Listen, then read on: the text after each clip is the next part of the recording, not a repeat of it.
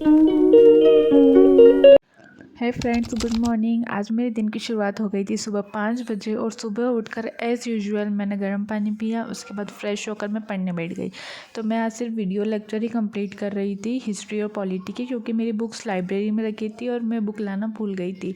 तो मैंने सोचा कि मैं लेक्चर रिविज़न कर लेती हूँ हिस्ट्री का, और पॉलिटी के मुझे 2-3 लेक्चर कंप्लीट करना थे, वो कर लेती मैं जी के परमार सर से करती हूँ। सर बहुत अच्छा पढ़ाते हैं और मैंने अपने नोट्स भी परमार सर के FRB सीरीज़ से ही बनाए हैं।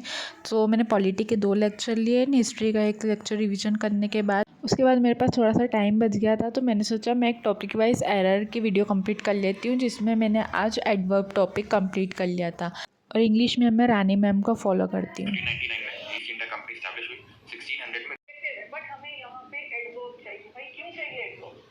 तो 1.5 घंटे की पढ़ाई करने के बाद अब 7 बज चुके थे और मैं अपने घर के काम में लग गई थी। कभी कभी ना मुझे ऐसा फ़ील होता है कि काश अगर मेरे पास घर के काम ना होते तो मेरे पास पढ़ाई करने के लिए ज़्यादा समय होता। पर ओके, अब जो है उसी में रहकर अपना टाइम मैनेज कर लेती हूँ।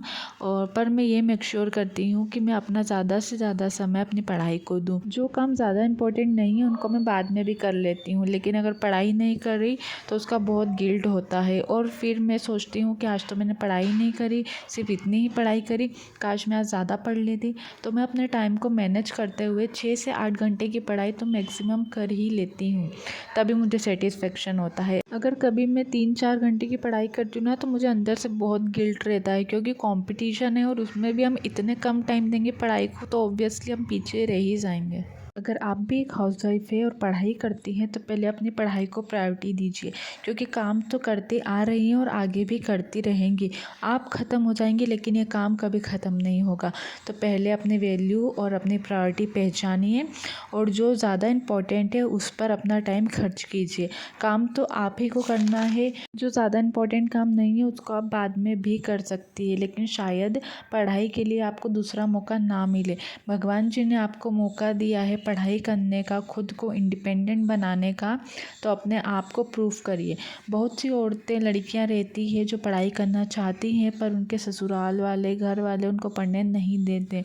तो ऑलवेज़ भगवान जी को शुक्रिया कीजिए कि उन्होंने आपको पढ़ने का मौका दिया। और आज के टाइम में लड़कियों का इंडिपेंडेंट होना बहुत ज़रूरी हो गया है। बस हमको थोड़ी सी मेहनत करने की ज़रूरत है, और मेहनत तो हर काम में होती है। हम घर का काम करते हैं उसमें भी मेहनत होती है। घर के सारे काम ख़त्म करने के बाद मैं निकल गई थी लाइब्रेरी के लिए, और लाइब्रेरी मेरे घर से सिर्फ 5 से 7 मिनट की दूरी पे है। तो मैं पहुंच गई थी लाइब्रेरी, एंड उसके बाद मैंने टू डू लिस्ट बना ली थी अपनी। टू डू लिस्ट बनाने के बाद मैं इंग्लिश का वोकैब का जो पिछला लेक्चर था उसको रिवाइज़ करने लग गई थी, जो मैंने प्रीवियस डे पे लिया था लेक्चर, वो रिवाइज़ करने लग गई थी मैं। और उसके बाद फिर सुबह जो मैंने जीके के लेक्चर लिए थे हिस्ट्री और पॉलिटी के, मैं उनका रिवीजन करने लग गई थी।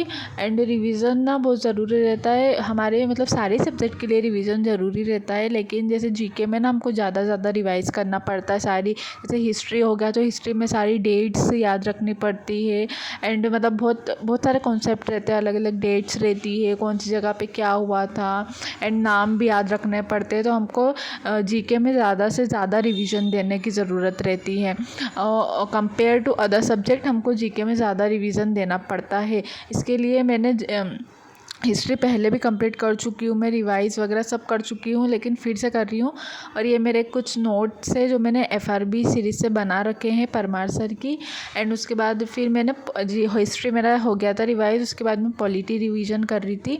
एंड पॉलिटी रिवाइज़ करने के बाद ना मैंने जो हिस्ट्री और पॉलिटी के जो मैंने टॉपिक करे थे उसका मैं लिटिल बॉय से उसके क्वेश्चंस लगा रही थी, जो परमार सर की बुक के लिटिल बॉय उसमें क्वेश्चन लगा रही थी। एंड इसमें ना बहुत रेलिवेंट क्वेश्चन है, और मतलब जो मेंस में पूछे जाने वाले जो एक्सपेक्टेड क्वेश्चन है, जो मतलब CDS ND वगैरह में आए हैं, वो भी इसमें डाल रखे हैं। एंड उसके बाद मैंने थोड़ी सी कैलकुलेशन कर ली थी। कैलकुलेशन करने के बाद ये मेरी फार्मूला शीट है, मैं इसको रोज़ रिवाइज़ कर लेती हूँ। ये मैंने मतलब अपने आप से बनाई है फार्मूला शीट, जिसमें जो भी सर शॉर्ट ट्रिक वगैरह बताते हैं वो मैं अपनी लैंग्वेज में उसको लिख लेती हूँ। उसके बाद मैथ्स के 3 लेक्चर कंप्लीट करें, एंड ये है मेरे आज का स्टडी आवर। तो मिलते हैं नेक्स्ट व्लॉग में। Bye bye, take care.